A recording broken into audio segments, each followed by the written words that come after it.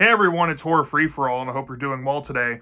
I haven't made one of these in a while, and I probably should have made about 2 or 3 up until this point, but here we are. I have another horror haul for you all. I know this is one of my more popular videos I put on this channel, and a lot of you out there are curious to see what I've been picking up recently. If you looked at the thumbnail, you can maybe see the DVDs and Blu-rays that you might see in this haul, but I also do have a poster, a comic book, and 2 books that I found as well.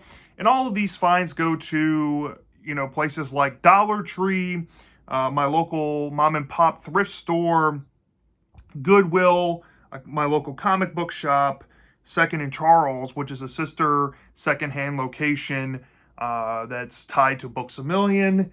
And of course, I have some finds from other places like Big Lots as well thrown in here. So I have a lot to go over.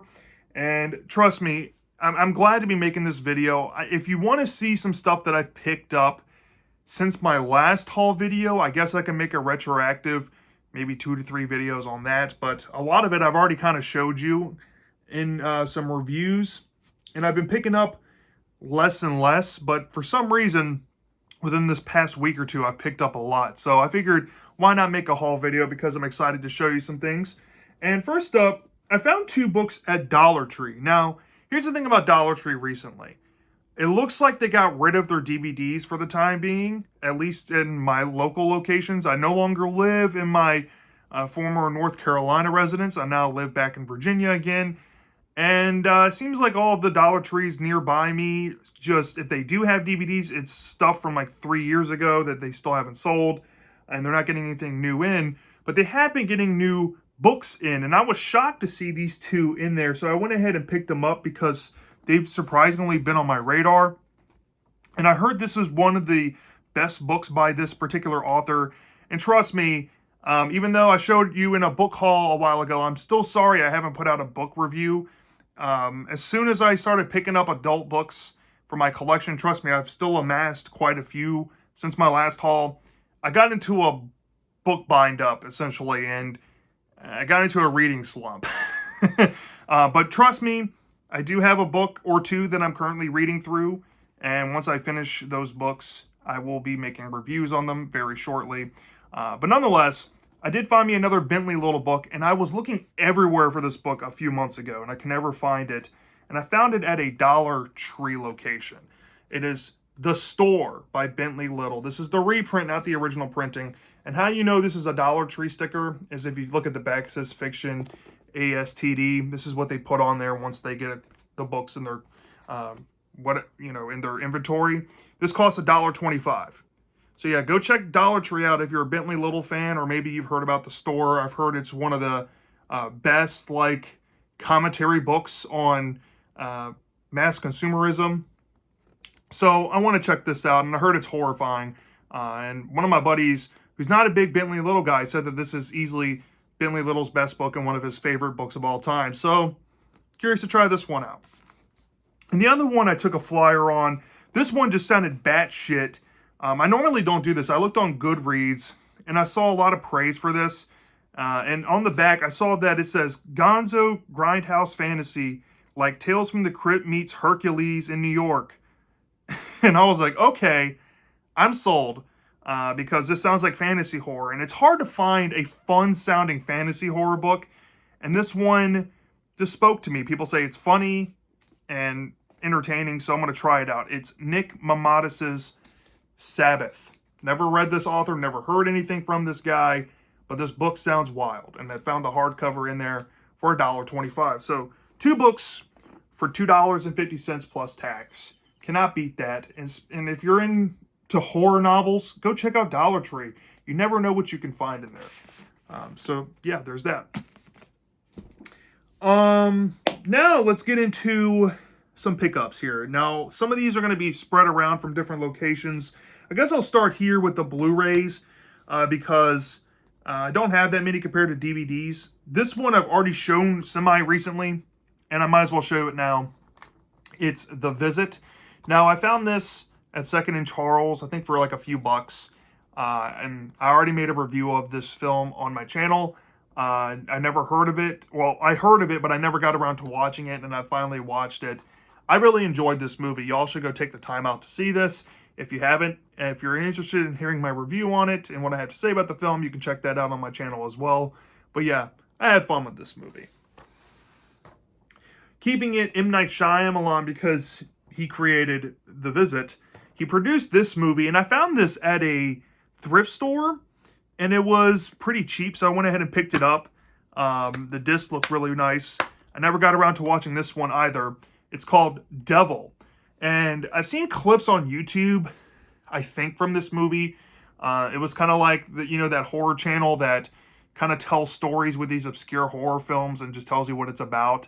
I've seen clips of it. It's about these people that are stuck in the elevator, and one person in the elevator possibly is the devil themselves. And throughout the movie, some bodies start to turn up, and then suspects start to dwindle. It's one of those type of movies. It's kind of like a bottle movie. Nonetheless, it's built up in like a Twilight Zone type of way, I'm sure. It's PG-13 horror, so it can't be too graphic, but I heard some good things about this, so I feel like I'll give this a try. Up next, this is a movie that I have seen, but I haven't seen since I saw it in the theater. I went ahead and picked this up for my collection because I wanted to see the special features on it, and it is David Yarkovsky's Brightburn. Yes, evil Superman. That's the gimmick of this movie. I remember this movie being fun. I had it in my mind recently. I saw it at Second and Charles. I did pay up for this. I paid like $12 for this, but the condition of the inside, this disc looks like it was never played before, and the DVD was the only thing that was touched. So the Blu-ray's immaculate, and I don't really play DVDs unless my Blu-ray, for some reason, sometimes, every once in a while, my 4K player can't read it for some reason. It depends on the quality of it, if it has rot to it. But nonetheless, Brightburn. Really enjoyed this movie, I remember, and I'm going to see if it holds up. Okay, so I guess I'll save this one near the bottom. These next two I actually picked up from my collection because, I don't know, I heard a lot of people talking about this movie in particular. And now I should also preface this. Recently, I went to a Goodwill, and they had a whole box of Blu-ray sleeves here. And I decided that for movies that I don't really care on owning on Blu-ray, if I hear that the specs on the DVD look good on a 4K, I'll just end up buying it, especially for like hard-to-find movies that I just never seem to find on Blu-ray. And I was happy with finding the DVD here, and I've already converted the slip to fit a Blu-ray case. This is the unrated version of Dead Silence. Now, I've actually already watched this movie, and I watched it for the first time the other day. I want to rewatch it to get my thoughts more in order, so expect a review on this one soon. But this was done by Lee Whannell and James Wan, the creators of Saw. And this was like one of their first movies they did outside of the Saw franchise together. This was kind of a failed franchise they wanted to do, but it's sad because I really do think that this movie's not only overlooked and overhated, but I actually think I like this more than the Saw movies. That might be a controversial statement, but yeah, we'll get into that when I make a review of this, so stay tuned for the future. But yeah, Dead Silence. Super happy to have this in my collection. This movie I had heard about from so many people. And my good friend, the Horror Tavern, his name is BD, he told me that this movie was a 10 out of 10 for him. And when I heard that, it kind of triggered something in my brain. And I was like, Antlers, have I seen this movie before? I remember seeing clips and pieces when this movie came out in the theaters. And I remember, I was working at a movie theater at the time. I did see parts of it, but I've never actually sat down and watched the whole movie. So I've seen like the parts that the movie's infamous for already. For some reason, this Blu-ray, it came with damage on the slip, and I was trying to find this movie for some time, and I finally got a copy. I think I paid $9, but I had a $5 off coupon, so it was really only $4 for this. So I'm happy to have Antlers on Blu-ray. It came with a digital code as well, but it did not work, so I thought, why keep it? So I just tossed the thing. So yeah, Antlers. Finally excited to sit down and actually watch the whole movie start to finish. even though I think I've seen most of this movie, if not all the key parts already. So yeah, stay tuned for a review of this in the near future. Now, these next two movies were actual flyers I took. This movie sounded batshit. I found this in Second of Charles. They had like a $10 sticker on it, and I never heard of this movie. And when I looked into it, it was pretty much advertised online from fans to be like a modern giallo, and it looked to be in that grindhouse aesthetic. So I thought, why not try it out? It's called The Editor, and it seems to have a lot of praise online. So that might be a good sign, especially with a modern horror movie. Normally, when there's smoke from seemingly everyone, there should be fire. Unlike some other movies where you get the divisiveness like Halloween Kills versus Halloween Ends fans out there in the Halloween fandom, this one seems to be kind of like universally liked by the critics and the fans in the audience. So curious to see what this movie has to offer. In this one, I completely took a flyer on this because it looked like straight to VHS or TV trash from the 90s. And I might have seen a clip of this every once in a while. When I was a kid. I can't remember where I would have watched this thing, but I had like this memory of this movie when I was around 3 years old. And looking through a trailer of this, the scene that I've had this reoccurring memory of since I was 3 years old, I think came from one of these movies. And I was like, I'm picking this up because I want to make sure that the movies that I watched were these. And it's called Mommy. And this actually has a sequel included on it. It's called Mommy 2, Mommy's Day. And the whole gimmick behind this is that it's like essentially like she's a serial mom. If you've ever seen that movie with Kathleen Turner that was directed by John Waters, this is kind of like that, but played up more serious. It stars, what's her name? Patty McCormick. She was in the movie called The Bad Seed from back in the day. That was kind of like an iconic cult movie from, I think, the 60s or 70s or something like that. And this one, she stars as a mom that's trying to protect her daughter, and she might get her hands dirty and bloody. I don't know, a killer mom story. You never really see that. And the bonus features on this actually is really fun. There's a Mommy PBS documentary, supposedly. You have Patty McCormick interviews on here by the director of these films and the writer of the movies as well. So, yeah, I thought this would be kind of fun. I paid $15 for this. So, getting two movies that I've never really seen, but I might have when I was a young kid. I took a massive flyer on it, but there's something about these that might be like a so bad it's good or charming 90s, BS fodder that you can have fun with. I don't know. So I might check these out, and if they're worthy of a review, I might put a review out there for you. But yeah, we'll see.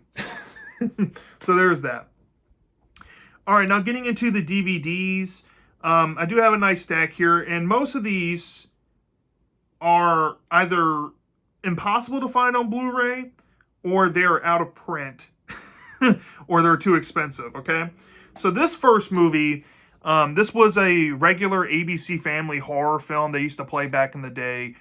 This is I think the very last Hollywood Pictures movie that I needed for, well, actually, I still need one of the Hollywood Pictures horror films, actually two of them that I'm thinking about, to have the collection from that studio. But this movie is called The Invisible, and many, many people have said that this is a massive ripoff, a massive ripoff of a popular film out there. I'm not going to say what it is, because if you hear what movie I'm about to say, you can clearly guess what this movie's going to go down. But I'll give you a hint. It came out in 1990, all right? And it may or may not involve Whoopi Goldberg. That's all I'm going to say. If you don't know what I'm referring to, good. If you do, sorry, but supposedly this was like a overseas film they made, I think, I don't know, Denmark or somewhere. And when Disney got the rights to it, they remade it here over in the States. They put Justin Chatwin in the role. The only thing I recognize this guy from, I think he was in War of the Worlds or something like that with that Tom Cruise movie. I think that was him in there. And I think he was in Dragon Ball Evolution. So, yeah, Justin Chatwin never got the fair end of the stick from Hollywood. But I do remember watching this movie a lot on ABC Family. And yeah, I'm curious to see if this movie perhaps is maybe Disney's better outing with horror. I mean, they even call this one Horror from Memory is kind of loose. It's more like a thriller mystery, but it has its horror elements, I guess, in like that R.L. Stine Fear Street kind of way. So we'll see. We'll see what this one can do. All right. This next find, I was not expecting to find this. And when I looked up what this thing sells for, y'all, I was shitting my pants. Okay. I heard about these films from one of my friends. He and I aren't really the same taste, but sometimes, you know, he recommends some movies that I really like. And to put it into perspective, he really likes B horror movies, specifically from like Full Moon Features and these straight to video mockbuster movies from the 90s. And when I told him that I found these, he was like, you better pick that up. It's going to run you 3 figures if you're trying to get these in your collection. So I went in and picked it up. There is a third film, but I don't own it currently. So I have at least the first 2. We have Carnosaur and Carnosaur 2.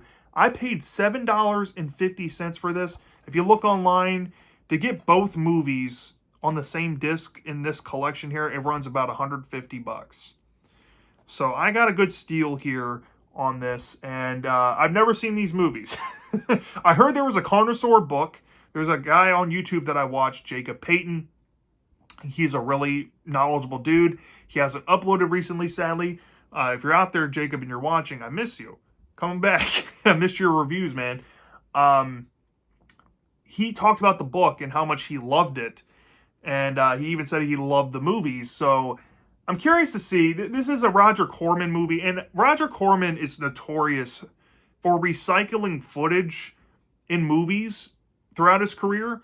And I'm curious to see, because there's 3 dinosaur movies associated with this franchise, how much recycled footage will be in all 3 of these movies. Who knows? But I'm curious to see what these can offer.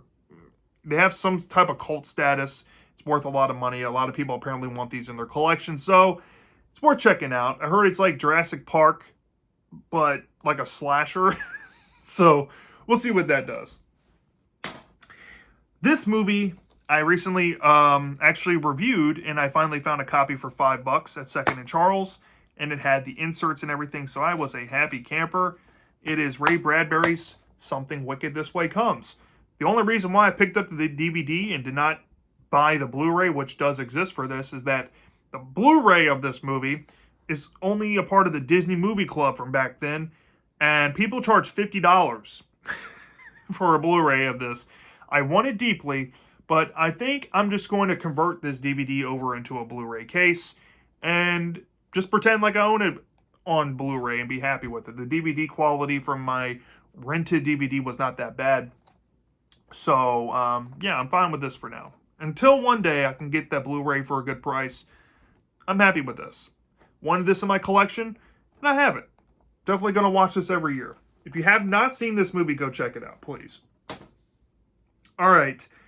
Some of these next movies you've probably never heard of. Some of them you might have heard of, so that's nice. But this one, I found at a Goodwill, and it had like a used Blockbuster sticker on it, and I've been looking for this movie by itself forever. I almost broke down and bought a collection with it on it because I just got tired of looking for it. There's also a Blu-ray from Scream Factory, I think, and a 4K of it, and a regular Blu-ray, but I found the DVD for like 49 cents, and I was like, all right, I'll pick you up. We have The Funhouse. This is a classic carnival horror movie from the 1980s, and it's directed by Tobe Hooper. So you got a Tobe Hooper carnival movie? Sign me up. I've never seen this. I lament to say I've never seen The Funhouse. I know a lot of people who are carnival aficionados always recommend this to me, and I was like, I'm looking for it. I finally have it, so I'm definitely going to be watching this. I actually have something with carnival horror in mind for my next few reviews. So stay tuned. You might see a review from this. So yeah, really happy to finally own this in my collection. This next movie, I guarantee a lot of you have never heard of. I've only ever seen one review on YouTube about this film, and has a lot of negative press. Surprisingly, it came out in 2007, and it's a carnival horror movie, and it's called The Fun Park. This sounds like something that probably aired on the Sci-Fi Channel back in the day. I couldn't tell you. The effects look decent. It has a carnival atmosphere. It's about high schoolers going to a cursed carnival where a clown named Bobo haunts it. And Bobo might be a slasher villain. It could be bad, like very, very bad in that cringy, low-budget way. Or it could be kind of charming, maybe like a dark ride type of way. I don't know. I have yet to sit down and watch this thing. But we'll see. I might make a review on this. I probably won't get any views because nobody's ever heard of it. But I'm thinking about maybe making a playlist for horror movies you never heard of or something like that, and showcase all these obscure movies that I find on physical media that you possibly could check out if you're interested. But until that point, I don't know. Let me know down in the comment section if you think that's a good idea. So yeah, The Fun Park.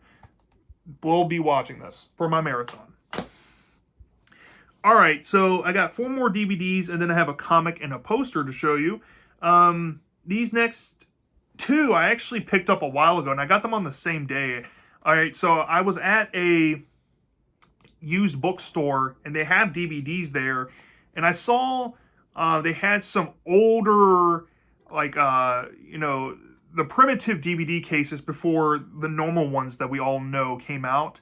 And I saw the title of it, and I saw that Chris Sarandon was in this film, and I read the back and heard the premise about a copycat serial killer mocking this killer in this story by this novelist, and I'm like, this sounds very Stephen King-like, so I'll maybe give it a try. It came out in the year 2000, and it's called The Reaper, or also known as Reaper. If you're looking for this movie on like Letterboxd, just put Reaper, don't put The Reaper. It's not going to pull up. So yeah, it's in this primitive old DVD case. It apparently was a straight-to-video movie. It has some mixed reviews, it looks like, online, but hey, Chris Sarandon, I watch everything he's in. and I kind of put Chris Sarandon in that category like I do Tom Atkins. If he or Tom Atkins, and there are some other actors that I'm willing to just go into blind because they're in it. Maybe Patrick Dempsey's another one. If he's in a horror movie, I'm going to watch it. So, yeah. The Reaper, or also known as Reaper. Have it in my collection. It might go in that playlist like horror movies you never heard of or something with Fun Park at some point. I don't know. But I can't wait to talk about this movie at some point. All right, and then this next movie, I actually was recommended this movie by another one of my horror friends.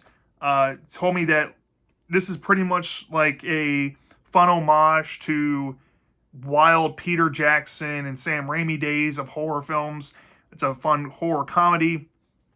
So I saw this at Walmart and picked it up. It's called Destroy All Neighbors, and I got it with the slip. I think this was like $9.99, and I bought it brand new. I have watched this movie. I kind of forgot some parts of it already, but I kind of remember the main gist of the story. But I will be making a review on this soon. The one thing that I really enjoyed from this is that it has people you will recognize like Thomas Lennon attached to this, and Alex Winter from the Bill and Ted movies plays a pretty pivotal role in some makeup in this film. But I will say this, after watching this movie already, this is a surprisingly funny, gory, creative movie, and it's almost kind of like a sister to movies like Dead Alive or Evil Dead 2 and Army of Darkness. It really fits that bill in like a modern aesthetic, and I really like it for that reason. I mean, that's just going off memory. Like I said, I'm going to have to rewatch it for a review. But yeah, I would go ahead and pick this up in your collection, especially if you haven't seen it before. Shudder movies can be very hit or miss, but this one was definitely fun, and I will probably keep this in my collection. So there's that. And then I got 2 more DVDs to share with you. I actually picked these up today at Big Lots This first movie, I saw my good friend Michael over at Night of the Living Dude pick this up, and he actually recommended this to my friend BD that I already brought up over at the Horror Tavern to watch. But I actually remember seeing this movie at Blockbuster back in the day, I think. Or no, maybe it's a different film. But I remember, no, it had to be a different film because this came out in 2015. But I do remember seeing something that this film reminded me of.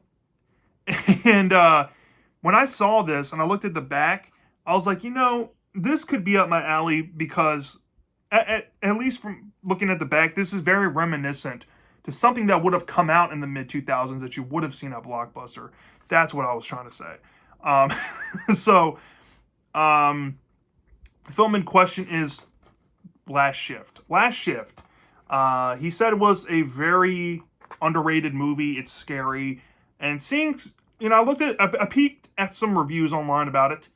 It looks mildly popular. Magnolia, aka Magnet, they're known for some weird movies from back in the day. I mean, they were the ones responsible for movies like Troll Hunter and Rubber, and there's some other ones out there that have kind of like a big to large cult following out there. But there's some that have a notorious reputation, like Return to Sleepaway Camp.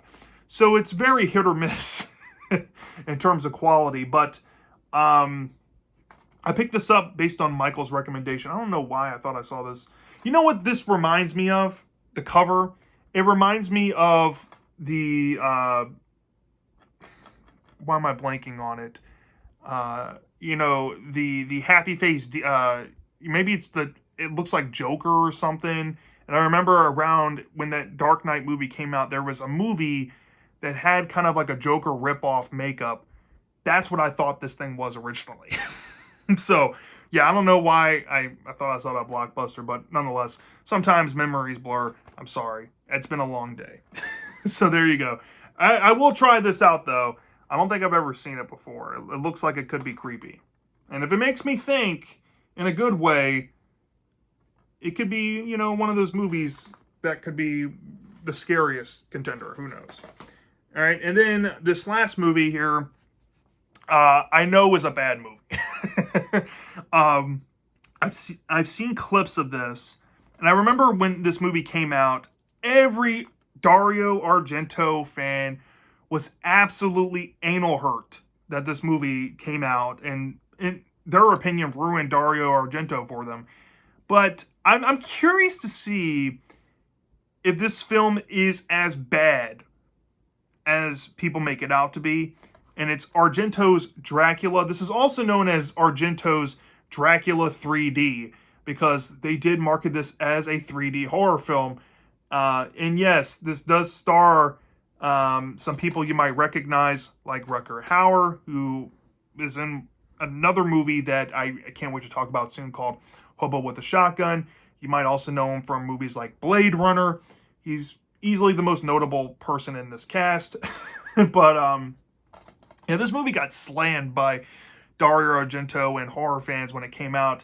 The only thing I know that I've seen from this or can remember is a CGI praying mantis kill. And I'm curious to see if this movie kind of has that throwback 70s aesthetic. That's why I'm coming to this film. I want to see if it has some charm to it, or maybe it's funny. It seems very exploitative and softcore porn-like. So you can clearly see the type of movies that inspired something I'm about to show you next. And ironically, it also stars Chris Sarandon in it. So I'll go ahead and show you these real quick, and then we'll wrap up the video. So I was at a mom and pop thrift store, and there's a vendor in there that sells movie prints. And because I love this franchise so much, I went ahead and bought this for my collection. Tales from the Crypt, Bordello of Blood. Yes, I wanted something Tales from the Crypt to hang on my wall. And I have these John Carver things in my cobweb poster over here on this wall you can't see. And I just wanted some horror film memorabilia of movies that I kind of watch in here on a regular basis. And Bordello of Blood is one of those movies, kind of like Friday the 13th Part 5, that I have a guilty conscience over because I know that these movies are well disliked. But I have this weird obsession with these movies. Even though it's really bad in some areas, it's charming. And this is one of the few times that I've actually said this about a horror movie, that it's genuinely so bad it's good. And I do believe that about this film. And it has the Crypt Keeper on it. Come on. It was Robert Zemeckis' first script he ever wrote. And it got made to keep him on board with, I think it was Universal, because he wanted to jump ship over to DreamWorks. Now I remember the story. But nonetheless, a lot of people say that this movie killed the Tales from the Crypt franchise, or helped killed it. And, that might be true, but I think season 6 and 7 did enough damage there to do with that itself. But this might have played a heavy role as well. But nonetheless, I still really enjoy this movie, and I'm glad to own this in my collection. And the last thing I picked up, I just want to show you this comic I picked up real quick, because if you don't know this about me, I have collected comics for a long time, and I've always wanted this book in my collection. This actually, the reason why I wanted this, and I'm after certain like, I guess, obtainable grails right now, because I want to find stories that influenced a subgenre that kind of gained traction in comics or in film. And back in the 70s, there was 2 stories by this writer called Theodore Sturgeon. One was called It, and one was called this story I'm about to show you, that influenced 2 mega subgenres that was getting popular. And if not, were some of the first stories to ever kind of feature this concept. One is about a swamp creature that is kind of cursed and made from the environment within the swamp. And when humans come around it, it enacts violence on humans. That concept later was turned into like Man-Thing and Swamp Thing, and became kind of like a popular subgenre in horror. Just swamp creatures, swamp monster things. And then this story, I think, spawned an even more popular thing that was, especially through the 70s and 80s, about killer cars or killer vehicles in general. And the story is Killdozer, but I have its comic version that was made in Marvel Comics in 1974 in Worlds Unknown issue number 6, and it's called The Thing Called Killdozer. And if you don't know anything about this story, here's just the setup. You have a meteorite from millions of years ago crash lands into an island off the coast of Africa. Eons later, humanity comes into the equation. There's a bunch of people on this African island. They bring a bulldozer, and the bulldozer hits the meteorite. And let's just say it may or may not bring the bulldozer to life. So that's the setup to Killdozer here. There's a movie from 1974 that has some cult status. It was mentioned, I think, in Beavis and Butthead. I actually remember them talking about it, and that's crazy to me. But I've never seen the straight-to-TV movie, but I do know Killdozer's influence on pop culture, because the story came out, I think, in the 1940s. And because of this, when the killer car craze kind of came back in the 70s because of straight to TV movies like The Duel or Killdozer, it kind of brought back this idea of making killer car stories, and that was kind of the foundation of Christine, which is my favorite killer car story of all time. So yeah, it's owed a lot to Theodore Sturgeon, and ironically, he wrote a story called It that heavily influenced Swamp Thing, and Swamp Thing is one of my favorite comic stories of all time. So go figure. Theodore Sturgeon is definitely a writer I'm trying to get more into, so I'm happy to own this in my collection. And this was one of my little horror comic grails for some time. I paid $7 for it, and I'm happy to own it. So yeah, that's my horror haul for you today. Let me know down in the comments section if you like some stuff that I picked up. Are you curious about any of these movies? Have you ever heard of some of these obscure ones that I found? Which ones are you most excited for me to get to watching? Are you interested in some of the books I picked up? Let me know. And let me know, most importantly, what you have picked up recently. I love chatting about this stuff. So until next time, take care.